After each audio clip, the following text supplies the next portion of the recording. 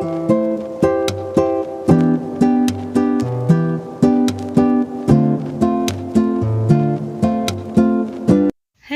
Hello जी, very good morning. सुबह के 4 बज रहे हैं। 4 बजे से ब्लॉग शुरू हो गया है। आज मैं सोच रही हूँ 4 बजे से 10 बजे तक का रूटीन जो होता है उसे मैं आप लोगों के साथ शेयर करूँ, जो मैं करती हूँ। सबसे पहले उठी हूँ और भगवान को प्रणाम की हूँ। फिर पीछे तरफ का दरवाज़ा खोल दूँगी और मुँह धुलूँगी, कुल्ला करूँगी, जो हमें सबसे पहले मॉर्निंग में करना चाहिए।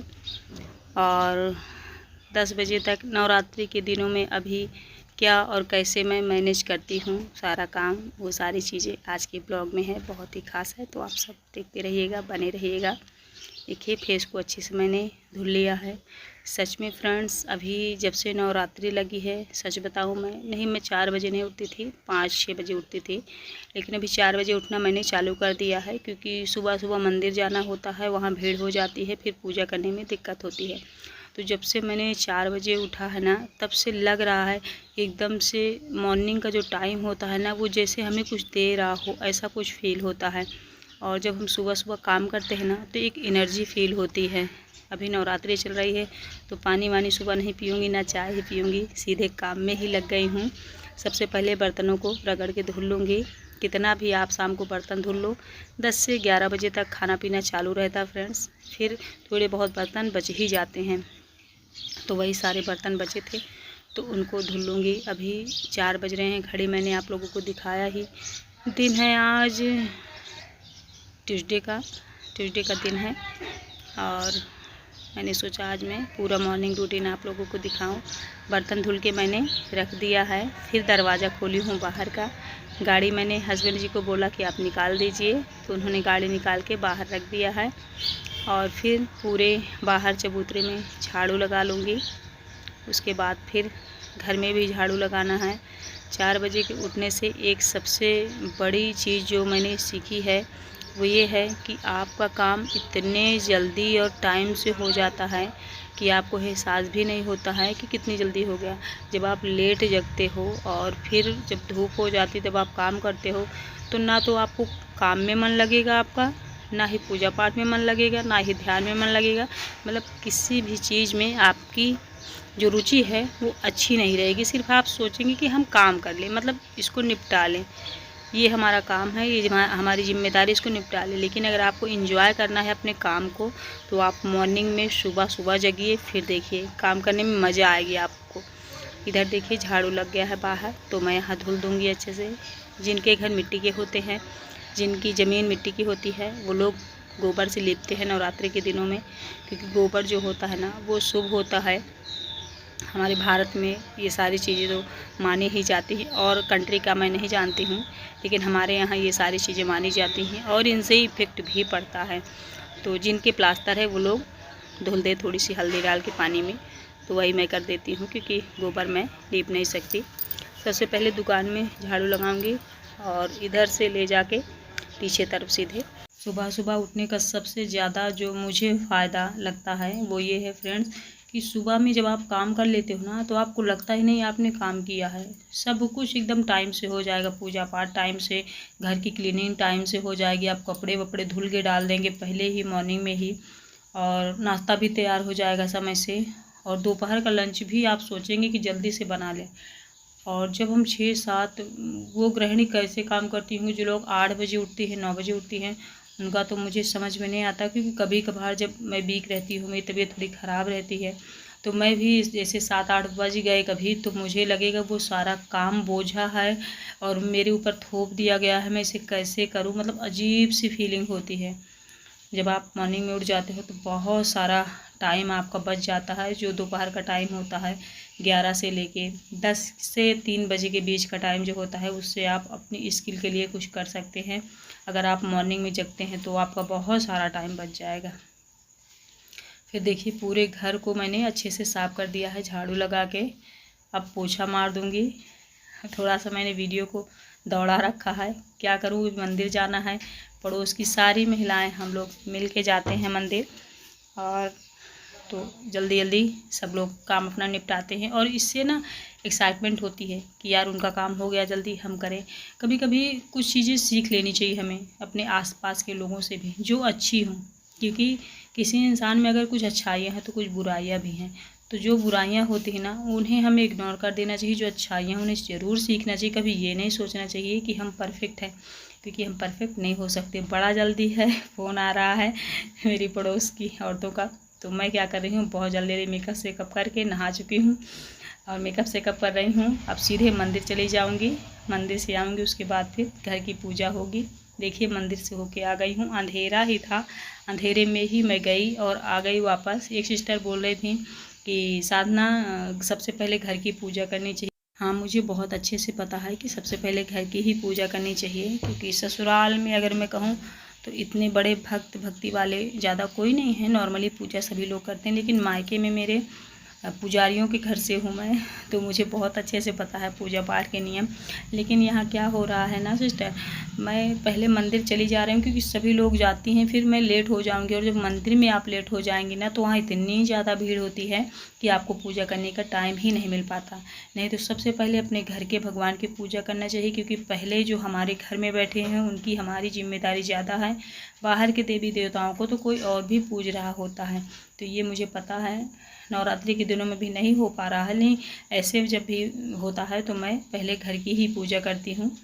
इधर देखिए भगवान को नहला दूँगी। सर्वमंगल मांगल्ये शिवे सर्वार्थ साधिके शरण्ये त्र्यंबके गौरी नारायणे नमस्तुते। माँ दुर्गा के दिन चल रहे हैं अभी। ज़्यादातर एनर्जी हम लोग फील भी करते हैं ज़्यादा।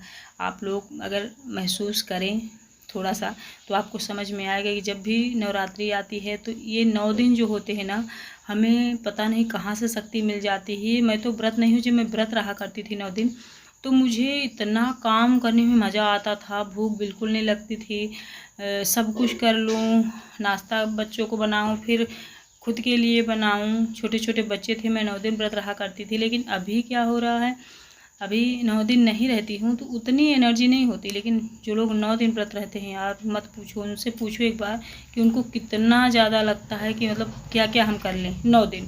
जब व्रत आपका समाप्त हो जाएगा, जब 9 दिन बीत जाएंगे, तो आप फिर अपने वही पुराने लहजे में आ जाएंगे। ये तो कुछ होता है। बच्चे तैयार हो गए हैं, उनको स्कूल जाना है। मैंने 1 गिलास पानी पी लिया है, चाय बना ली हूँ, दुकान इधर खुल गई है तो यहीं पे बैठ के चाय पीऊँगी। अभी गर्मी का हाल तो आप लोग जानते ही, हमारे इंडिया में ख़ासतौर पर यूपी में इतनी भयानक गर्मी है कि ना पूछो। तो हालत एकदम से ख़राब है। लगता है कितनी जल्दी हम पंखे या कूलर एसी के पास बैठ जाएं, जिसके पास जो व्यवस्था है। फिर देखिए इधर खुशी का निमंत्रण था कन्या भोज में, और इधर बच्चों के लिए नाश्ता आ गया है। तो सुबह सुबह नाश्ता नहीं बनाना पड़ा है मुझे। अभी टाइम बज रहा है 7:30, इतना टाइम हो रहा है, इससे भी कम हो रहा होगा, 7 बज रहे होंगे। तो बच्चे, खुशी खा ही चुकी थी, ये दोनों बच्चे खा लिए हैं और स्कूल चले गए हैं। फिर हस्बैंड जी उठ के नहाने वहाने चले गए हैं। मैं इधर क्या करूँगी, सफाई कर दूँगी बिस्तर की, क्योंकि जब मैं उठी थी तब ये सभी लोग सो रहे थे, तो मुझे बिस्तर बनाने का टाइम ही नहीं मिला। सबको जगाती बिस्तर बनाती तो अच्छा ना लगता। कहते हैं कि बिस्तर हमें ऐसे नहीं छोड़ना चाहिए। मान लो सब लोग उठ गए हैं, आपका बिस्तर ऐसे ही पड़ा है, आप बैठी हैं तो बुरा है। अगर कोई लेटा है मान लो 7 बजे तक, 6 बजे तक, 5 बजे तक, 4 बजे तक, जितना भी, तो आप उसमें कुछ नहीं कर सकते, क्योंकि जो लेटे हैं तो उनको उठा उठा के हम बिस्तर नहीं लगा सकते। तो ये लोग उठ गए थे, सब लोग चले गए थे। जब फ्री हो गई हूँ एकदम मैं, तो इधर लगा दूँगी बिस्तर, फिर इनके लिए खाना बनाऊँगी। मेरा काम लमसम 10 बजे ख़त्म हो जाएगा। अगर सुबह उठ जाती हूँ तो ये सारी चीज़ें एकदम टाइम से हो जाती हैं। मुझे लगता भी नहीं मैंने काम किया, मतलब थकावट कम लगती है। सबसे बड़ी चीज़ यही है सुबह उठने का फ़ायदा, कि आपको थकावट नहीं लगती। आपको लगता नहीं है कि हम पे कोई काम थोपा जा रहा है, मतलब हमें ज़्यादा मेहनत करनी पड़ रही है।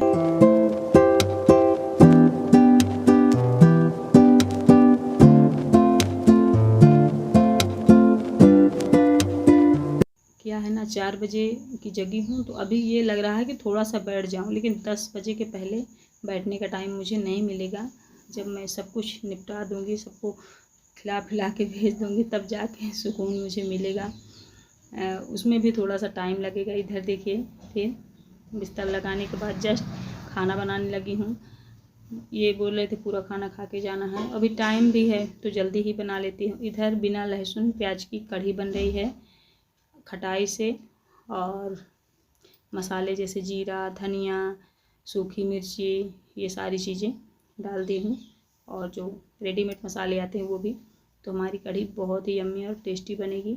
आप सभी कहेंगे कि बिना लहसुन प्याज की कढ़ी कैसी बनती है? बहुत अच्छी बनती है, आप बनाइए। वो जो मीठी नीम का पत्ता होता है, करी पत्ता, उसे भी डाल दीजिए, उसका फ्लेवर बहुत अच्छा लगता है। पकौड़ियाँ मैंने बस इतनी ही बनाई थी कढ़ी के लिए। ये देखिए चावल मैंने चढ़ा दिया था, चावल हमारा पक गया है पहले ही।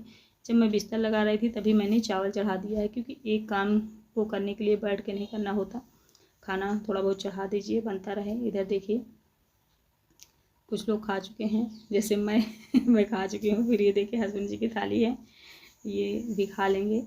उसके बाद फिर मुझे लगेगा हाँ मैंने कुछ काम कर लिया है, अभी फ्री हूँ। तो इनको खिलाने के बाद फिर ये रेडी हो गए हैं, चले जाएंगे स्कूल। फिर मैं बैठूँगी दुकान में। अभी 9:30 बज रहे हैं, 10 बजा नहीं है। धूप थोड़ी तेज़ हो गई है अभी से ही, क्योंकि बारिश हो नहीं रही, गर्मी बहुत ज़्यादा है। फिर इधर सामान इधर उधर पड़ा था, बच्चों ने जैसे भी बेचा था, तो उनको सबको सेफ्टी रखूँगी और फिर अपने ब्लॉग का एंड करूँगी। कुछ लोग हैं कस्टमर बैठे, तो उनसे बातें भी हो रही हैं। अभी मुझे बिल्कुल भी आराम करने का टाइम नहीं मिला है। जब बच्चे स्कूल से आ जाएंगे, हस्बैंड स्कूल से आ जाएंगे, तब मतलब एकदम से मैं फ्री हो जाऊंगी। मतलब काम से बिल्कुल फ्री हो चुकी हूँ। घर के काम जो है, लंच वगैरह सब बन गया है, रेडी हो गया है, तो उधर का काम बिल्कुल नहीं है, बस दुकान का ही काम देखना है।